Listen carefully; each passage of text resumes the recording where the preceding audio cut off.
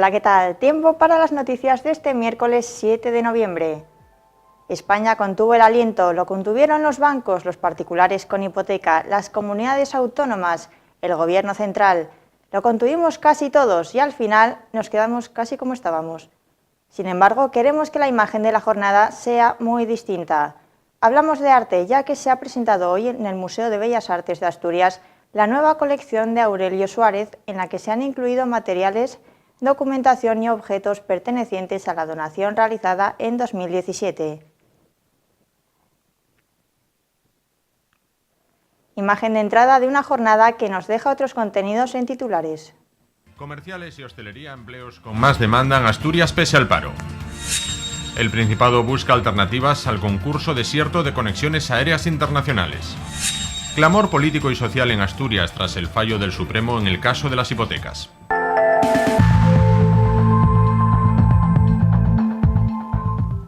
Comerciales, camareros y profesores. Esos son los empleos más demandados por las empresas en Asturias.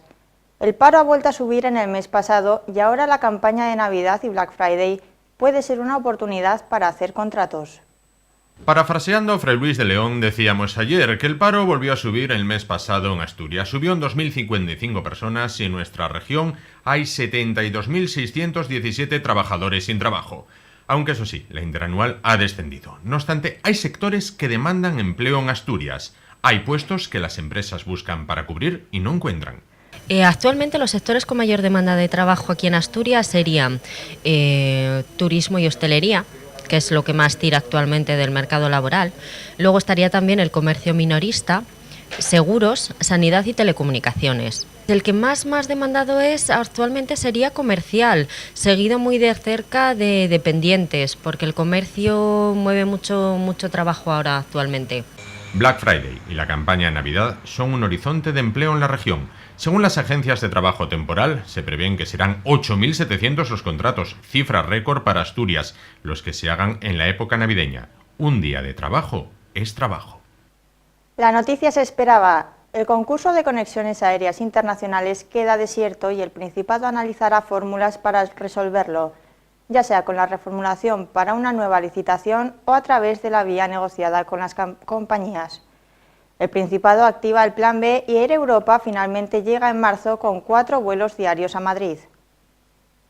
El Principado asegura que la Administración pondrá en marcha con carácter inmediato la implementación de las actuaciones pertinentes para asegurar la conexión con los mercados de Londres, París y Frankfurt del Main. El consejero confía en que en el transcurso de la próxima semana se replantee la fórmula para dar conexión directa con estos 3 mercados.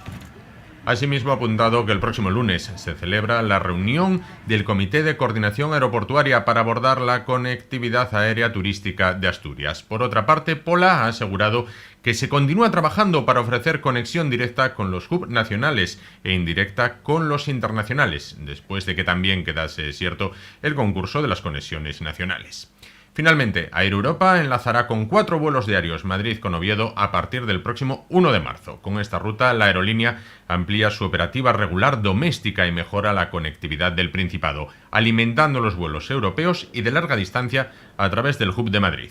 El primero de los vuelos hacia el Principado despegará del aeropuerto Adolfo Suárez, Madrid-Barajas, a las 6:15 horas de la mañana, mientras que el último vuelo de regreso tomará tierra en la capital española a las 10 menos cuarto de la noche. Esta misma flota cubrirá también la ruta de Air Europa entre Madrid y Sevilla a partir del próximo 1 de abril con 4 frecuencias diarias. La que no se esperaba era la decisión del Supremo de que sean los particulares los que paguen los gastos jurídicos de la hipoteca. Esta mañana el presidente de UCE Asturias daba su valoración. Ha sido absolutamente vergonzosa, ha sido indignante. Es decir, se ha planteado, digamos, yo creo que además, una vez que se conoce ayer la sentencia, yo creo que los bancos que ya tenían descontado todo esto, en ningún caso posibilitaban que esto se podía dar en esa sentencia. Lo que más estaban planteando era el alcance que podía tener, la retroactividad, 4 años, en el ámbito civil no hay prescripción de una cláusula abusiva, el alcance de todo eso. Los bancos, yo creo que se han hasta sorprendido, no esperaban ellos este favor que le hace el Tribunal Supremo. Bueno, pues yo creo que lo primero que hay que analizar es, a mi juicio por lo menos, primero, la quiebra que provoca la quiebra que provoca de confianza en la mayor instancia judicial que tenemos en España los ciudadanos, que es el de mayor garantía, que es el Tribunal Supremo. Creo que se ha provocado una quiebra de confianza por una actitud, por una gestión, por una forma de hacer las cosas que la gente hemos percibido que quien mandan y que la justicia está al servicio del poder y del poder económico que mejor lo representa, especialmente los bancos, y esto lo pone de manifiesto. Los grupos políticos asturianos también han querido, aunque no todos, dar su valoración sobre el tema. Vemos lo que opinan. Bien, la declaración oficial de Ciudadanos ha sido que la sentencia, tanto en el contenido como en la forma, por un lado respetándola, es bastante incomprensible, ha creado mucha inseguridad jurídica. Está claro que desde un punto de vista legislativo se pueden hacer cosas a futuro, pero la sentencia del tribunal y todo el proceso que ha llevado desde la primera sentencia hasta esta segunda, pues realmente ha sido, a nuestro juicio, poco ejemplar. Lo primero que se observa es la poca confianza que ofrece un tribunal que ha bandeado tanto, que durante todos estos días ha tenido a la banca y a los pobres clientes hipotecarios pendientes y que parece que no tenía una solución a mano, ¿no? Yo creo que uno de los puntos más destacables de todo este episodio es la incertidumbre que se ha creado, independientemente de la decisión que hayan tomado al final. Nosotros creemos que estamos ante uno de los mayores bochornos de la historia de la justicia española, uno de los mayores bochornos, una absoluta vergüenza que los jueces se hayan posicionado del lado de la banca frente al lado de la gente. Nosotros no podemos, desde Podemos Asturias, no podemos de ninguna manera respetar la sentencia, no nos merece el mínimo respeto la posición adoptada por unos magistrados que cuando tenían que decidir cómo devolvían el dinero a la ciudadanía han decidido cómo salvaguardar los intereses de los bancos. Nosotros no aceptamos la sentencia, recurriremos al Tribunal de Estrasburgo, o sea, no vamos a parar en ningún lado peleando por la retroactividad, ¿no? Porque desde que se empieza a pagar este impuesto, retroactivamente tendría que devolverse el dinero a la ciudadanía, ¿no? ¿Y qué opina la calle de esta sentencia del Supremo? Es nuestra encuesta de hoy. Siempre han barrido más para los bancos nunca pierden. Los bancos nunca pierden. Sí, bueno, yo pienso que solo para los bancos hay justicia, que barren para su casa y bueno, eso. Hombre, creo que existe, pero debería existir más justicia de la que hay actualmente, sí. Lo veo muy mal.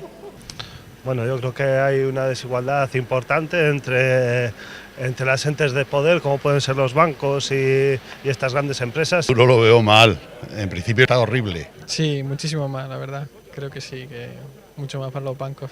Sí, el ciudadano de a pie, que es el que realmente sufre estas irregularidades y estas injusticias que se pueden ver, vamos. No están las cosas con muchas expectativas. Bueno, yo creo que sí, que hay justicia, pero a veces tarda muchísimo, ¿eh? Yo a mí eso no lo comprendo, ¿eh? No veo nada claro. Está todo muy mal. El acuerdo en el que tú habías llegado con ellos y te crujen con comisiones y con pagos que no se ajustan a la realidad, vamos.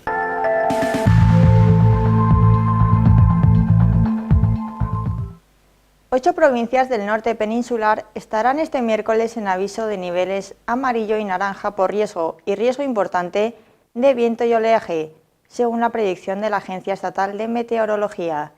En concreto, se ha decretado el aviso de nivel amarillo por viento en Navarra. Por olas habrá avisos por riesgo en Cantabria, Lugo, Pontevedra, Vizcaya, Guipúzcoa y Asturias, y por riesgo importante en La Coruña. Según AEMET, las lluvias podrán venir acompañadas de tormentas y granizo en zonas litorales de Galicia y el Cantábrico y serán más débiles y dispersas en el litoral cantábrico occidental. El 70% de los españoles que sufren EPOC, enfermedad pulmonar obstructiva crónica, no están diagnosticados, algo que según los especialistas se resolvería aplicando espirometrías. La principal causa de esta patología es el tabaco y las cifras de afectados se han disparado entre las mujeres. El efecto del EPOC es cuando llevas fumando 20 o 30 años. Normalmente cuando La mujer empezó a fumar más tarde que el hombre. Y es importante que las mujeres están fumando más cantidad proporcionalmente que los hombres, por día, en relación a su volumen, que es menor que el de los hombres. Entonces, Si fuman 2 paquetes diarios, lo mismo una mujer que un hombre, la mujer está fumando más que el hombre.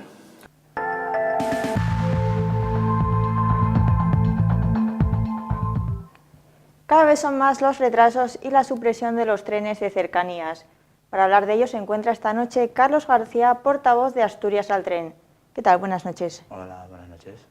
¿Podría contarnos un poquitín cuál es la situación del tren en Asturias? Actualmente pues tiene un serio problema de material en cuanto a trenes y de infraestructura. Es decir, llevamos prácticamente casi 2 décadas, que prácticamente en la red no se ha invertido, incluso se ha desinvertido, y esto, claro, provoca incidencias constantemente. Los trenes se averían y luego, si las vías no se arreglan y se ponen limitaciones de velocidad simplemente sin arreglar las vías, como dijo la presidenta de Adif, pues evidentemente tenemos la tormenta perfecta, y a esto sumemos el alejamiento de la estación de Gijón del centro. Renfe ha reconocido que tiene grandes retrasos. Es que es obvio. Es que sería ridículo que lo intentara negar. No tanto en el ancho ibérico, que tiene unos ratios bastante razonables, muy razonables, no bastantes, muy razonables de puntualidad. El problema es el ancho métrico o antigua FEBE, que es donde se les están acumulando más retrasos y sobre todo supresiones y cancelaciones. ¿Cuál podría ser una posible solución? Soluciones hay varias. Una es invertir en la red, evidentemente, porque la red no se ha invertido en la red. Entonces hay que tener en cuenta que los trenes son vehículos ferroviarios que no pesan kilos, pesan toneladas. Esto conlleva un desgaste de la vía. Evidentemente hay que invertir en la red, eso es fundamental, aclarar el tema de la ubicación de la estación de tren en Gijón, y luego el tercer polo sería potenciar los servicios semidirectos y rebajar notablemente el servicio a los apeaderos que no aportan prácticamente pasajeros, e incluso anular algunos completamente. Si se suprimen paradas, ¿podrían quedar incomunicados pueblos?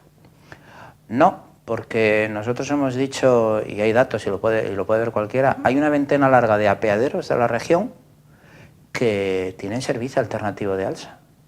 O sea, sí ¿habría alguno que quedaría incomunicado? Hombre, lo que pasa es que el tren no puede ser un reparto de lotería para todo el mundo. Un tren, para que lo entienda el ciudadano, lo que no puede parar ya 50 veces al día, como paran en el apeadero de Fonfiello, para que suban pasajeros.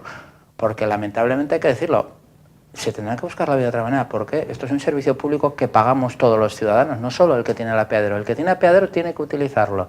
Y si no, el tren o tiene que reducir de servicios o quitarse servicio. No me sirve o no nos sirve a Asturias al Tren que hoy en día que yo pago mis impuestos, que es que a los demás no lo pagamos. Eso no me vale, o no nos vale, vamos. ¿El AVE podría ser una solución para esto? No, para las cercanías no, porque la crisis de las cercanías tiene poco que ver con el AVE. El AVE lo que ha incidido negativamente ha sido que ha quitado inversión a las cercanías. El problema de las cercanías, salvo esa cuestión que estamos explicando en la inversión, el problema de las cercanías no es solo una cuestión de invertir en las cercanías y desinvertir en el AVE, que eso hay que hacerlo, es un problema de gestión horaria y de servicios. Es decir, los servicios prácticamente del ancho métrico de la antigua FEBE están fuera de la realidad del mercado, incluso de la sociedad. Es decir, la sociedad da ampliamente la espalda al ferrocarril. Cierto es que la falta de inversión, digamos, ha sido un hecho acelerante, pero no es el hecho causante. El hecho causante fundamental es que el tren tarda lo mismo que hace 60 años, cuando vivía el régimen de Franco. Si el tren acorta sus tiempos de viaje en cercanías, el tren no va a tener más pasajeros, incluso aunque se invierta. ¿Cómo funcionan las redes de cercanías en otros países u otras regiones de España? Bueno, pues si vemos el tren que circula en el País Vasco, vemos que es exactamente lo contrario. Es decir, es un tren muy apegado a la realidad social y a la demanda real de usuarios que hay. Y ojo, la red que tiene el gobierno vasco es una red de ancho métrico, como la antigua FEBE, y prácticamente no tiene duplicadas sus vías. Pero han sabido potenciar servicios semidirectos y no ceder a esa presión populachera de poner un apeadero porque se recogen 500 firmas para que luego lo use un usuario al día o ninguno, y a eso no se ha cedido. Es decir, se ha equilibrado un poco la cuestión comercial con la social. Aquí no, aquí tenemos una red muy social, muy repartida, pero llevamos un tren vacío porque hay demasiadas paradas y demasiados apeaderos. Vacíos, además. Ya. ¿Cree que el tren tiene futuro en Asturias? El tren tiene futuro en Asturias si se dedica a captar pasajeros en los núcleos medios y grandes. Esa es la receta para que el tren vuelva a tener pasajeros. El tren tiene que prestar servicio a la mayoría. Y si luego, si se puede prestar a la minoría servicio en unas pautas razonables, hágase. Pero no es razonable, insistimos, pues que en el apeadero de Vegarrozadas, por ejemplo, pues paren 33 trenes al día para que suba entre 0 y un pasajero. Y eso no es razonable. Y eso es lo que tiene que desaparecer. Tenemos que premiar al ciudadano que usa el tren. Y los ciudadanos, la mayoría, es una realidad social, queramos o no, en Asturias la mayoría de los ciudadanos viven en núcleos medios y grandes. Y es donde hay que atender la demanda. Y después, si se puede atender a la minoría en pautas razonables, hágase. Pero hay que darle la vuelta a la tortilla, porque si no damos la vuelta a la tortilla, es probable que en un futuro no muy lejano incluso haya líneas que se cierren ante la falta crónica de pasajeros. Claro. ¿Cree que esta situación puede hacer que la gente se decante por ir al alza? No, la gente es que ya va en alza, de hecho. Ya, pero, bueno, como alternativa... Claro, a ver, hay una cuestión que es un poco más compleja. A la gente dice ahora, no, es que desde que hay cancelaciones y retrasos la gente va al alza. Claro, pero eso es la típica gente que es lo que llamamos nosotros en el argot el tráfico cautivo. Es decir, esa gente que iba en el FEVE porque no le quedaba otro. Pero antes de que ocurriera esta crisis de las cercanías, mucho antes, la mayoría de los asturianos no iban en tren. ¿Por qué no van en tren? Insistimos, antes... Por ejemplo, los trenes iban a su hora, no se cancelaban, eran puntuales, pero básicamente el ferrocarril prácticamente no lleva pasajeros en Asturias. No lleva porque el ciudadano lo que quiere es muy sencillo, el ciudadano lo que quiere en Asturias, sobre todo en el área central, ¿sí?, en ese gran proyecto que se quiere hablar del área metropolitana de Asturias, el ciudadano lo que quiere es trenes más rápidos y con menos paradas. Aparte de la inversión, que es muy importante, pero solo por invertir no se va a arreglar. Trenes más rápidos y menos paradas. Eso es la gran receta junto con la inversión para que atraigamos pasajeros a la red de una manera seria, no el tráfico cautivo y residual que va porque no le queda otra. Más o menos, ¿cuánto tiempo calcula que puede tardar en haber una solución para esto? Va a ser larga la solución y no va a ser corta. No es difícil, pero no va a ser, digamos, en el inmediato plazo, porque como se ha estado desatendiendo y desinvirtiendo en la red de cercanías, pues ahora van a pasar años, vamos a ser sinceros, no vamos a engañar, van a pasar años hasta que mejore la infraestructura. Eso sí, el plan de Íñigo de la Serna, el antiguo exministro de Fomento, va en la buena dirección y nos alegra mucho que la actual presidenta de Adif, que está nombrado por otro gobierno distinto que el anterior, haya reconocido que eso es un buen plan para acometer la mejora de cercanías. Pero no va a ser ni de hoy, ni para mañana, ni para dentro de 6 meses. La realidad es que como se dejó caer durante 3 ministros de Fomento anteriores, se dejó caer entera la red, ahora recuperar la red, recuperar los pasajeros va a ser muy difícil, pero el tren hay que hacerlo atractivo. Ahora el tren no puede ser atractivo haciéndole parar cada 2 kilómetros en apeaderos que no sube ni baja nadie. Insistimos en lo que lo repetimos otra vez. Nosotros pensamos que el área rural tiene que tener un servicio, pero tiene que tener un servicio racional y razonable. Y no es razonable que haya apeaderos cada 2 kilómetros en el área rural que no utiliza nadie. Nuestra postura siempre ha sido muy clara. Los apeaderos tienen que pasar a una distancia más o menos de 4 kilómetros para que el tren tenga un poco de margen y de vía de velocidad. Es fundamental. Duplicar vías también, pero eso está en el plan de inversiones. Pero claro, hablar de duplicar vías es muy fácil decirlo. Hacerlo ya más complicado. En el plan de inversiones está. Pero de ahí a que lleguen las duplicaciones no podemos esperar a eso, porque si esperamos a que se duplique una vía, lo que puede ocurrir al final es que no haya ni línea de tren porque ya no haya pasajeros. Entonces hay que tomar medidas y hay que tomarlas ya. Bueno, pues muchísimas gracias, Carlos García, portavoz de Asturias al Tren. Muy buenas noches. Buenas noches a vosotros. Nosotros volvemos con las últimas noticias.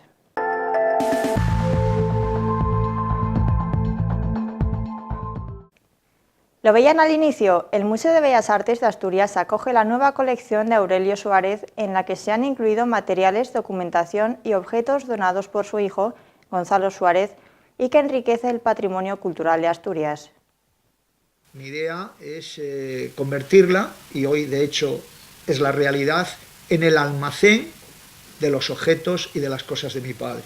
O sea, el potencial que hoy el museo, con las donaciones que se han hecho hasta el día de hoy y las posibles donaciones que puedan venir en el futuro, se convierta pues, en la institución referencia, en la institución con el máximo potencial para poder realizar cualquier actividad con mi padre. A través de estas donaciones que hemos hecho, prácticamente el museo tiene el 100% de los objetos, de la documentación que hay de mi padre, que ha quedado después evidentemente de su fallecimiento. Fuera de mis manos, bueno, digamos en mi poder todavía se conservan algunas cosas, pues bueno, esas elementos que te cuesta todavía, pues bueno, soltar, las quieres a tu lado, pero en realidad es un porcentaje muy pequeño, y fuera de mi entorno, de mi padre, en lo que conozco es prácticamente insignificante. Y tras este informativo y la información meteorológica llega el Magazine Ye. Su conductor Juan Rodríguez nos adelanta contenidos. Sí, hola, ¿qué tal? Buenas noches, Carmen, buenas noches. Dentro de nada, en poco menos de 10 minutos, pues ya comenzamos el Ye de hoy. Un programa que nos va a llevar de viaje hasta Japón, en el cual, bueno, pues vamos de nuevo a constatar lo peligrosísimo que es fumar, y en el cual vamos a tratar otros muchos temas que esperamos que sean del interés de las personas que nos ven a nosotros y a vosotros, ahí en Informativos. Bueno, pues nada, en 10 minutinos arrancamos. Hasta ahora. Gracias. Antes de irnos, repasamos lo más destacado de la jornada en titulares. Comerciales y hostelería, empleos con más demanda en Asturias pese al paro. El Principado busca alternativas al concurso desierto de conexiones aéreas internacionales. Clamor político y social en Asturias tras el fallo del Supremo en el caso de las hipotecas. Y hasta aquí la información de hoy. Precaución si están o van a estar cerca de la costa. Ya saben que estamos en contacto en el correo opinion@esasturias.tv y en el WhatsApp 722 601 868. Nos vamos. Gracias por su atención y les dejamos con el tiempo.